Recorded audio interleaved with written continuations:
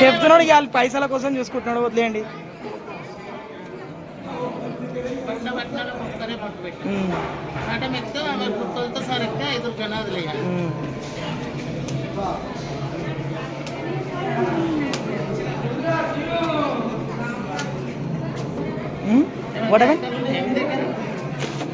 అంటే ఇది ఏందని మేము అంటే ఇది ముట్టుకుంటే ఇది ఏమవుతుంది ఏందని చెప్పగలుగుతారా?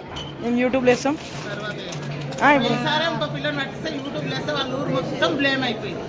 మీరు చెప్పండి. అంటే ఇది ఏంది అసలు? ఇదేంది అసలు? నీ వాయిస్ వస్తుంది.